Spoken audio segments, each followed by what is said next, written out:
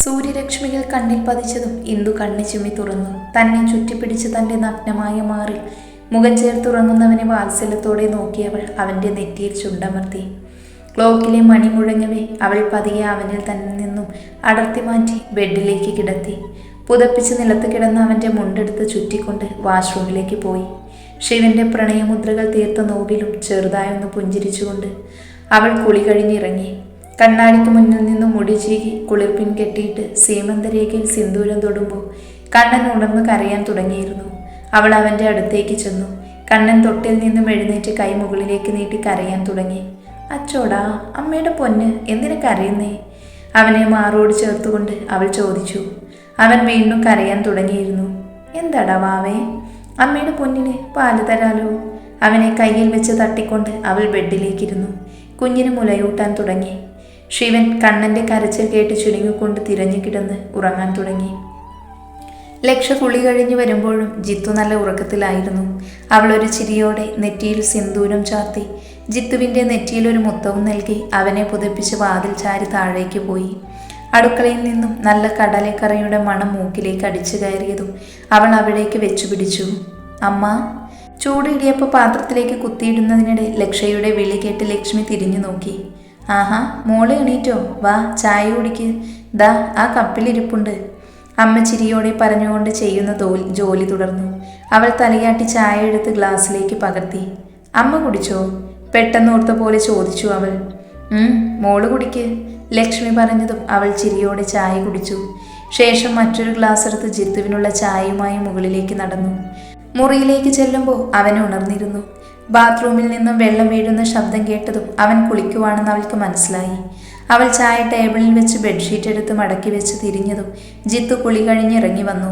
അവളെ കണ്ടതും അവനൊന്ന് ചിരിച്ച് തിരികെ അവളും. അവൻ തല തുവർത്തിക്കൊണ്ട് ബെഡിലേക്ക് ഇരുന്നതും അവൾ അവൻ്റെ കയ്യിൽ നിന്നും തോർത്ത് പിടിച്ചു വാങ്ങി അവൻ്റെ തല തുവർത്താൻ തുടങ്ങി. അവനൊരു ചിരിയോടെ അവളുടെ മുഖത്തേക്ക് നോക്കി നിന്നു. ഇടുപ്പിൽ തിരികെ വെച്ചിരുന്ന ധാവണിക്കിടയിലൂടെ അവളുടെ പൊക്കിൽ ചുഴി അവന് മുന്നിൽ അനാവൃതമായിരുന്നു. പെട്ടെന്ന് തല താഴ്ത്തവേ അവൻ്റെ കണ്ണുകൾ അവളുടെ വെളുത്ത വയറിലെ ഗർത്തത്തിൽ ഉടക്കി. അവൻ കണ്ണുയർത്തി അവളെ നോക്കി. അവളുടെ ശ്രദ്ധ തൻ്റെ തല തുവർത്തുന്നതിലാണെന്നറിഞ്ഞ ജിത്തു ഇരു കൈകളും കൊണ്ട് അവളെ ചുറ്റിപ്പിടിച്ച് പെട്ടെന്ന് ഞെട്ടിയവൾ തല താഴ്ത്തി അവനെ നോക്കവേ അവൻ അവളുടെ പൊക്കിൽ ചുഴിയിലേക്ക് ചുണ്ടമർത്തിയിരുന്നു. പിടഞ്ഞുകൊണ്ട് അവൻ്റെ മുടിയിൽ കൊരുത്തു പിടിക്കുമ്പോൾ അവളുടെ ശ്വാസഗതി മാറി തുടങ്ങിയിരുന്നു.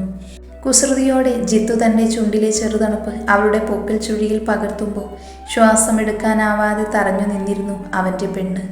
അവളോടുള്ള പ്രണയം പകുത്തു നൽകാൻ അവൻ്റെ ഉള്ളു കൊതിക്കുമ്പോഴും താൻ ആഗ്രഹിച്ച പോലൊരു സംഗമം അത് നടത്താൻ ഇനിയും സമയമായിട്ടില്ല എന്നത് അവനെ അതിൽ നിന്നും തടഞ്ഞു നിർത്തി. എന്നിരുന്നാലും ലക്ഷയോടുള്ള ഭ്രാന്തമായ പ്രണയം അവനെ ഓരോ നിമിഷവും അവളോട് അടുപ്പിച്ചുകൊണ്ടിരുന്നു. അവളുടെ പൊക്കിച്ചുഴിയിലേക്ക് നാവിറക്കി ആഴം അളന്നുകൊണ്ട് അവളുടെ ഇടുപ്പിൽ കൈമുറുക്കി അവൻ. ഇന്ദ്രേട്ടാ. എരിവ് വലിച്ചുകൊണ്ടുള്ള അവളുടെ ശബ്ദം പോലും അവനിലെ പുരുഷനെ ഉണർത്തുന്നുണ്ടായിരുന്നു. അവളുടെ ശബ്ദത്തെ ആസ്വദിച്ചുകൊണ്ട് തന്നെ ജിത്തു അവളുടെ പൊക്കിൽ ചുഴിയിൽ പല്ലുകൾ ആഴ്ത്തി കടിച്ചു നുണയാൻ തുടങ്ങിയിരുന്നു.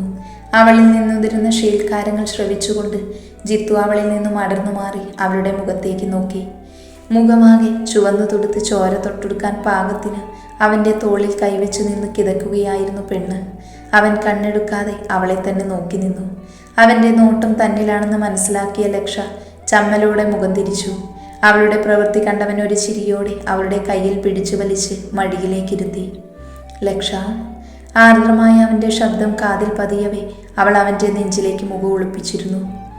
ചെറുതായൊന്ന് മൂളിയവൾ അവനോട് ചേർന്നിരുന്നു. ഇപ്പോൾ ഒന്നിനും സമയമായിട്ടില്ല. എനിക്ക് കുറച്ച് കാര്യങ്ങൾ ചെയ്തു തീർക്കാനുണ്ട്.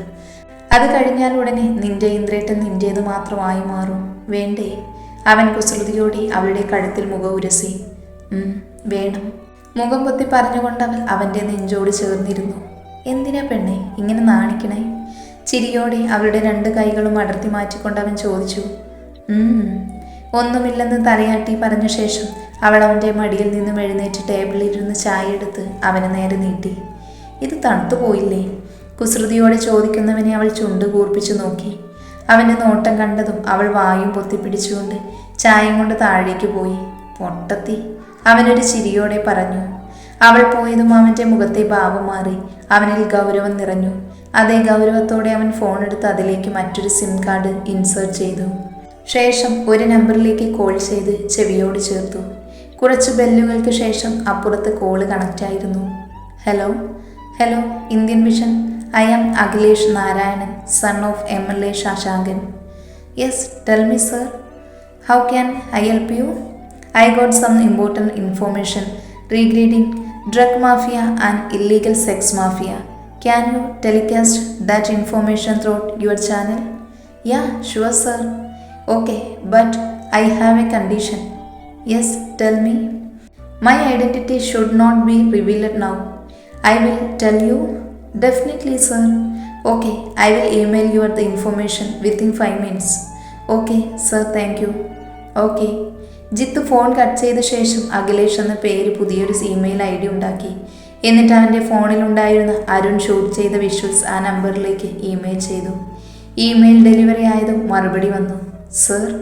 ഞെട്ടലോടെയുള്ള അയാളുടെ വിളി കേൾക്കെ ജിത്തു പുച്ഛത്തോടെയാണ് ചിരിച്ചു. വാട്ട്? ജിത്തു മറുപടി അയച്ചു. Sir, in this video your father. അത്രയും പറഞ്ഞ അയാളൊന്ന് നിർത്തി. Yes, that's my father. What happen? Can you do? Jithu വീണ്ടും ടൈപ്പ് ചെയ്തു അയച്ചു. Sir, but hey man, I am his son. I am the one who is the giving you are the information. If you listen to me I will give your 5 lakhs rupees. Jithu വിടാൻ ഉദ്ദേശമില്ലാതെ പറഞ്ഞു. കുറച്ചു നേരത്തെ reply ഒന്നും വന്നില്ല. ജിത്തു മീശ കടിച്ചു പിടിച്ച് ബെഡ് റെസ്റ്റിലേക്ക് ഒരു വശം ചെരിഞ്ഞ് ആലോചനയോടെ ഇരുന്നു. അപ്പോഴേക്കും ലക്ഷ അവനുള്ള ചായയുമായി വന്നു. ദാ ഇന്ദ്രേട്ട ചായ. അവന് നേരെ ചായ നീട്ടിക്കൊണ്ട് അവൾ പറഞ്ഞു. അവൻ ചായ വാങ്ങി ചുണ്ടോടി ചേർത്തു. അപ്പോഴും മനസ്സിൽ അയാൾ സമ്മതിക്കുമോ എന്ന ചിന്തയായിരുന്നു. എന്തു പറ്റി രുദ്രേട്ട? എന്തെങ്കിലും വയ്യായികയുണ്ടോ? അവൻ കുടിച്ച് ഗ്ലാസ് കയ്യിൽ വാങ്ങി ദാവണി തുമ്പുകൊണ്ട് അവൻ്റെ ചുണ്ടുകളും മുഖവും തുടച്ചുകൊടുത്തുകൊണ്ട് അവൾ ചോദിച്ചു.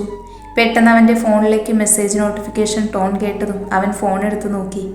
Okay sir, I agreed. അയാളുടെ മറുപടി കിട്ടിയതും അവൻ്റെ കണ്ണുകൾ തിളങ്ങി. Done. So this evening. Jithu തിരികെ മെസ്സേജ് അയച്ചു. യെസ്, അവൻ സന്തോഷത്തോടെ പറഞ്ഞു. അപ്പോഴും ഒന്നും മനസ്സിലാവാതെ അവൻ്റെ മറുപടിക്കായി കാതോർത്തിരിക്കുകയായിരുന്നു ലക്ഷ. എന്താ ഇന്ദ്രേട്ട? ഒന്നുമില്ല പെണ്ണെ, അളിയൻ എവിടെ? അവൻ അവളുടെ മുഖത്തേക്ക് നോക്കി. ഇപ്പം എണീറ്റേ ഉള്ളൂ, ഉമ്മറത്തിരിപ്പുണ്ട്. ഇന്ന് ലീവാണെന്ന് ചേച്ചി പറഞ്ഞു. ലക്ഷ മറുപടി നൽകി. ആ. അവൻ ഫോണും എടുത്ത് താഴേക്ക് നടന്നു. പിന്നാലെ ഒന്നും മനസ്സിലാകാതെ ലക്ഷയും. ജിത്തു ഉമ്രത്തേക്ക് ചെല്ലുമ്പോൾ ശിവൻ ചായ കുടിച്ചുകൊണ്ട് പത്രം മറിച്ചുകൊണ്ട് നോക്കുമായിരുന്നു. കുളക്കടവിൽ കുളിക്കാനിറങ്ങിയ 60കാരൻ കുളത്തിൽ മുങ്ങി മരിച്ചു. ഓ, ഭയാനകം. കുന്നത്തൂർ കുളക്കടവിൽ ഒളിഞ്ഞു നോക്കിയവനെ കുളിച്ചുകൊണ്ടിരിക്കുന്ന സ്ത്രീ പാത്രത്തിനടിച്ചു കൊന്നു. ദേവി, കാലം പോയ പോക്കെ. ഇനി ഞാൻ അമ്പലക്കുളത്തിൽ പോവുക പോലുമില്ല. ശിവൻ പത്രം അടച്ചു വെച്ച് ചായ കുടിക്കാൻ തുടങ്ങി. അവൻ്റെ പത്രം വായന കേട്ടൊരു ചിരിയോടെ ജിത്തു അവൻ്റെ അടുത്തേക്ക് ചെന്ന് ചെയറിലിരുന്നു. അപ്പോഴേക്കും ലക്ഷ അവനെ ഒന്ന് നോക്കി അടുക്കളയിലേക്ക് നടന്നിരുന്നു. അളിയോ, എന്താണ് രാവിലെ തന്നെ ഒരു പത്രം വായന? സാധാരണ പതിവില്ലാത്തതാണല്ലോ. ശിവനെ കളിയാക്കി ചോദിച്ചുകൊണ്ട് ജിത്തു ടേബിളിൽ നിന്ന് പത്രം കയ്യിലെടുത്തു. ഏയ്, ഞാൻ ചുമ്മാ. അല്ല, എന്തായി? പണി തുടങ്ങിയോ? ശിവൻ ചുറ്റൊന്ന് കണ്ണോടിച്ചുകൊണ്ട് ചോദിച്ചു. ബമ്പർ അടിക്കുന്ന ലക്ഷണമാണ് കാണുന്നത്. ജിത്തു പത്രത്തിലേക്ക് നോക്കി പറഞ്ഞു. നീ കളി തുടങ്ങിക്കോ, ഞാൻ കൂടെ തന്നെയുണ്ട്. അവനിട്ടൊരു പണി, അതിനായി ഒരവസരം ഞാൻ കാത്തിരുന്നതാ. നന്നായി മോനെ, ഐ അപ്രിഷ്യേറ്റ് യു. വല്ലാത്തൊരു ഭാവത്തിൽ ശിവൻ പറയവേ ചിരിച്ചു പോയിരുന്നു ജിത്തു. അല്ലടാ, എപ്പോഴാ ടൈം? ശിവൻ നെറ്റിച്ചുളിച്ചു.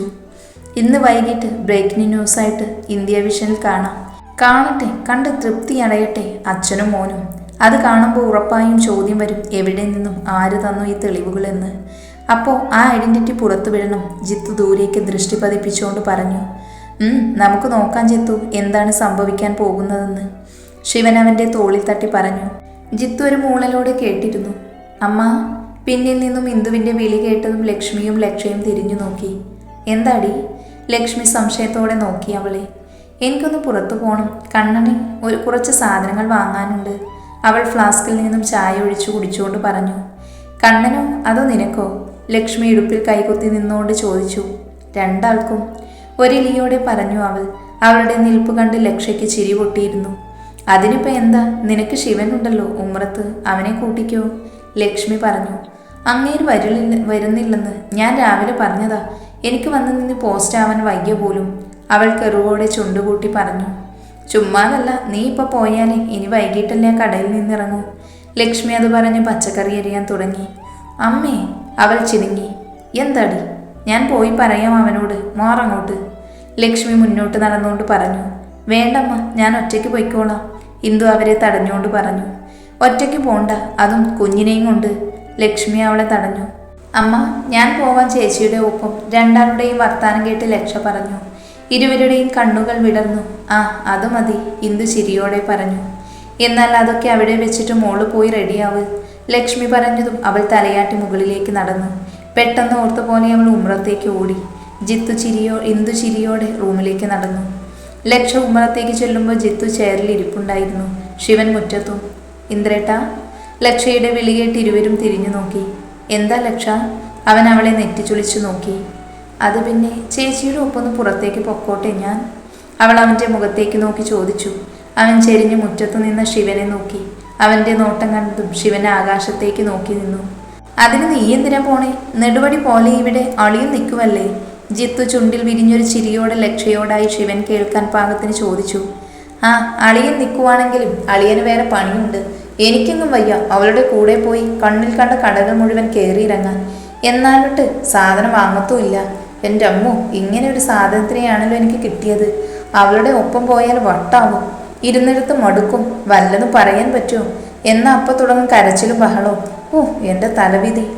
ആഹാ, ആരാ ഇത്? എൻ്റെ കെട്ടിയോളല്ലേ ഇന്ദുമോളെ?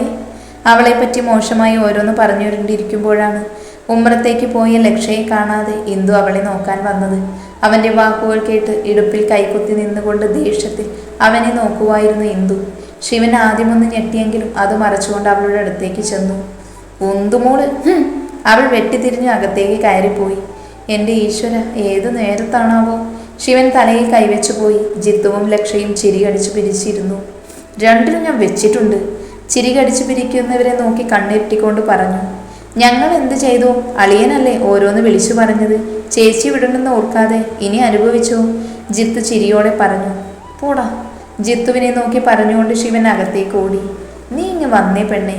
ശിവൻ പോയതും ജിത്തു ലക്ഷയെ വലിച്ച് മടിയിലേക്ക് ഇരുത്തി. വീട് ഇന്ദ്രേട്ടാ, ആരെങ്കിലും കാണും? അവൾ ചമ്മലോടെ പറഞ്ഞു. കണ്ടാലെന്താ, നീ എൻ്റെ പെണ്ണല്ലേ? ചിരിയോടെ ചോദിച്ചുകൊണ്ട് അവളെ മുറുകെ കെട്ടിപ്പിടിച്ചു. അവൾ ചിരിയോടെ അവൻ്റെ കഴുത്തിലേക്ക് മുഖം പൂഴ്ത്തി. ശിവൻ ചെല്ലുമ്പോൾ മുറിയിൽ എന്തൊക്കെയോ വീണുടയുന്ന ശബ്ദമായിരുന്നു കേട്ടത്. എൻ്റെ ദൈവമേ, ഇവൾക്ക് ബാധ കൂടിയോ? മുറിയിൽ നിലത്തുടഞ്ഞു വീഴുന്ന ചില്ലു ഗ്ലാസ് കണ്ടതും അവൻ സ്വയം ചോദിച്ചുപോയി. തൊട്ടടുത്ത നിമിഷം ഒരു ഗ്ലാസ് പറന്നു വന്നു.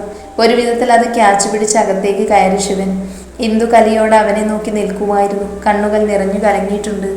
ഇന്ദു, എന്താ ഇത്? അവൻ അവളുടെ അടുത്തേക്ക് ചെന്നുകൊണ്ട് ചോദിച്ചു. കണ്ണില്ലേ? കണ്ടൂടെ എന്താന്ന്?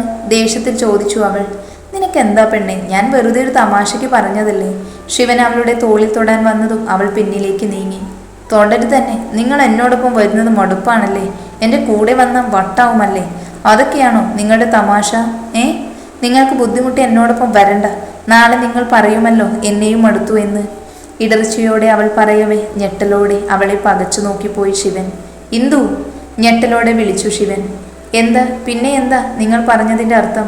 ഞാൻ നിങ്ങൾക്കൊരു ശല്യമാണെന്നല്ലേ? കരഞ്ഞുകൊണ്ട് ചോദിക്കുന്നവളെ അവൻ നെഞ്ചോട് ചേർത്തിരുന്നു. അങ്ങനെയല്ലടി, എനിക്ക് നിന്നെ മടുക്കുമോ? നീ എൻ്റെ ഇന്ദുവല്ലേ? നീ ഒരു ശല്യമാണോ എനിക്ക്? എപ്പോഴും നിന്റെ കുറുമ്പും വാശിയുമൊക്കെ കാണാൻ വേണ്ടിയല്ലേ ഞാൻ നിന്നെ ചൂടാക്കാൻ വേണ്ടി പറയുന്നതല്ലേ ഓരോന്ന്? തമാശക്ക് പറഞ്ഞതാ ഞാൻ, അല്ലാതെ ഒന്നുമല്ല മോളെ. വിശ്വസിക്കുന്നു പ്ലീസ്. അവളെ തൻ്റെ നെഞ്ചോട് ചേർത്തുകൊണ്ട് അവൻ പറയവേ ഏങ്ങിക്കൊണ്ട് അവൾ അവനെ ചുറ്റിപ്പിടിച്ചു. സോറി. അവളുടെ നെറുകയിൽ ചുംബിച്ചുകൊണ്ട് ശിവൻ പറഞ്ഞു. അവൻ്റെ കണ്ണിൽ നിന്നും ഒരു തുള്ളി അവളുടെ നെറുകയിലേക്ക് അടർന്നു വീണിരുന്നു. ശിവേട്ട. അവനിൽ നിന്നും അടർന്നു മാറി അവൻ്റെ മുഖത്തേക്ക് നോക്കി അവൾ. പോയി റെഡിയാവ്, ഞാൻ കൊണ്ടുപോകാം. അവളുടെ കണ്ണുകൾ തുടച്ചു കൊടുത്തുകൊണ്ട് പറഞ്ഞു ശിവൻ. അവളൊന്ന് മൂളി തിരിഞ്ഞു നടക്കാൻ ഒരുങ്ങിയതും അവൻ അവളുടെ കയ്യിൽ പിടിച്ച് അവൾ തല ഉയർത്തി നോക്കി അവനെ. ദേഷ്യമുണ്ടോ? ദയനീയമായി അവൻ്റെ ചോദ്യം കേൾക്കെ ഇല്ലെന്നവൾ തലയാട്ടിയിരുന്നു. സോറി. മുഖം ചുളിച്ച് സങ്കടത്തോടെ പറഞ്ഞു ശിവൻ. അവൾ ചെറുതായെന്ന് പുഞ്ചിരിക്കാൻ ശ്രമിച്ചുകൊണ്ട് ബാത്റൂമിലേക്ക് നടന്നു.